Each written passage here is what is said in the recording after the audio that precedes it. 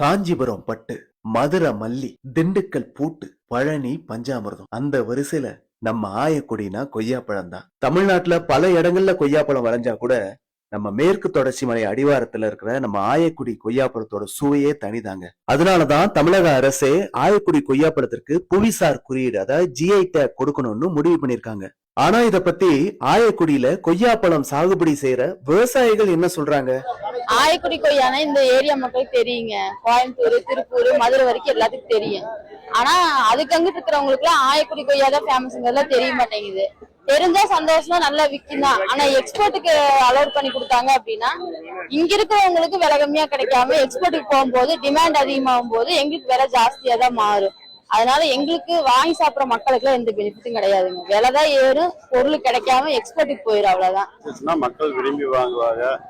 நல்ல பொருளா இருக்கும். ஆய்கறி கொய்யா ஏற்கனவே நல்லா இனிப்பா இருக்கும். சரி, இப்போ போல வித்துச்சுன்னா போதும். விலை வீழ்ச்சிங்கிறப்ப ரொம்ப விலை கம்மியா போகுது. புதுசார் குடி இது இருக்கிறப்ப கொஞ்சம் விலை ஏற்றுமதி அதிகமா இருக்கும். ஏற்கனவே இதுக்கு ஃபேமஸ் நம்ம ஊர் பழத்துக்கு எப்பவும் போல எங்களுக்கு தொழில் இதுதான். இது என்ன மாற்றம் போய் விலை வச்சா போகுது. இப்ப விலையே இல்லை, கொய்யாக்காய்க்கு விலை இல்லை, வரத்து கம்மி தான், விலை இல்லை. வெளியில இருந்தாலும் ஆளுங்க வந்து வாங்குறது இல்லை கொய்யாக்காய். லோக்கல்லே வாங்கி வித்துக்கிறாங்க.